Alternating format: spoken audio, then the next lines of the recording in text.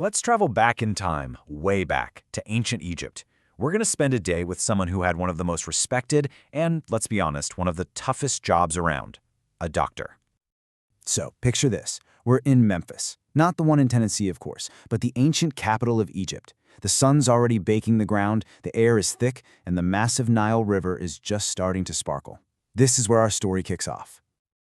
Okay, so our guide for the day is a woman named Serqet, and she's what's known as a SWNW.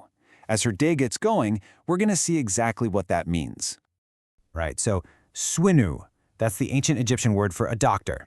And let me tell you, becoming one was no walk in the park. Serqet couldn't just learn about remedies. First, she had to master the incredibly complex art of being a scribe, and then she had to go study at the famous House of Life, which was basically the epicenter of all Egyptian knowledge and learning. Before she even heads out, she's got to check her supplies. And it's pretty wild how familiar some of this stuff is, right? You've got honey, which we know is a great natural antiseptic, garlic, cumin. This wasn't just for spicing up dinner.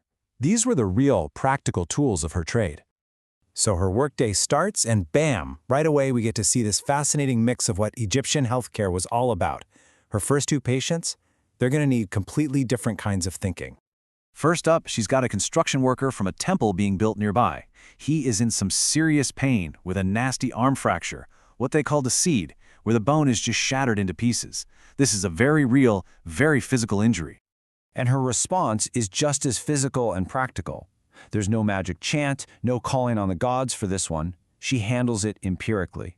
She does exactly what a doctor today would recognize. She sets the bone, wraps it up tight, and makes sure the arm can't move so it can heal. Just pure, hands-on medicine.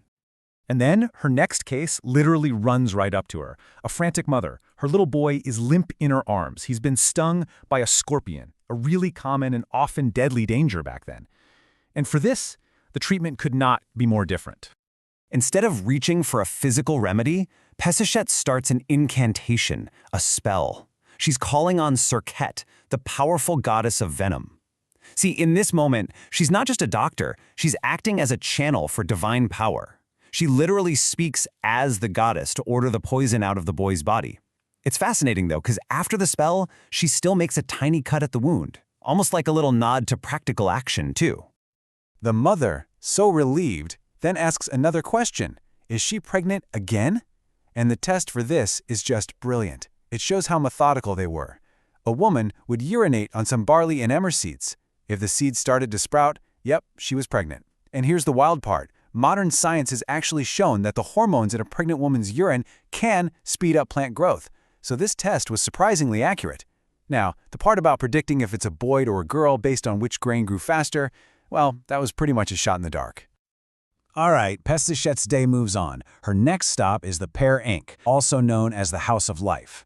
And this place isn't a hospital. Think of it more like the university, the main library, and the National Archives, all rolled into one giant important building.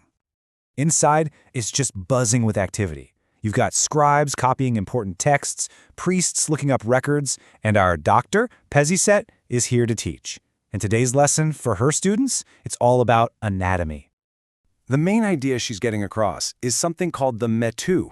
Now, we think of vessels in our body as carrying blood, right? Well, for the Egyptians, the metu were a whole network of channels for everything. We're talking air, tears, urine, and this is the important part. They also believe these channels could carry disease and even evil spirits throughout the body. So the House of Life also managed all the doctors who took care of the pharaoh and the royal family. And this led to some super specific and honestly pretty weird job titles. You want to guess what one of the absolute strangest ones was? You ready for this? Naru Puhut. One of the doctor priests that Serqet actually knows has this title, and it translates to Guardian of the Royal Anus. Yes, that was a real job, a specialized, and I'm guessing, a very important job in the pharaoh's court. Now, this whole world was run by a really strict social structure. Serqet herself is an overseer of female doctors, which is a pretty powerful role, but even she could only get her son into scribe school because of her family connections. For a girl who didn't have that family link, forget it, impossible. And even as an overseer, she has zero authority over male doctors. They just wouldn't take orders from a woman. But Serqet's day isn't over yet. And this final case is going to be a tough reminder of the very real limits of her knowledge and her power. As the sun starts to set, a woman stops her. She looks pale, really unwell, and in this quiet, nervous voice, she shows Pesachet a large, painful lump in her armpit. Pesachet examines it, very carefully, and this is where her training shines. She notes all the details with the precision of a scientist. The growth is cool, not hot and inflamed, and it's hard to the touch. She even compares it to an unripe hemot fruit. She's seen this described before in the medical papyri she studied. And what the ancient texts say is just unanimous and devastatingly clear. For this kind of ailment, which was probably a form of cancer, there is no spell, no medicine, no surgery. The official medical advice, the only advice she can give, is to do nothing. After having to deliver that terrible news, Pesachet steps back outside. The day is finally ending, but the weight of her job and of its failures is still there. I mean, think about it. She's a highly skilled doctor, one of the best. She can set a shattered bone with her bare hands, and she can fight deadly venom with the power of a goddess. But she can't cure everything. And that woman with a tumor, that's going to stay with her. But the city doesn't stop, and neither can she.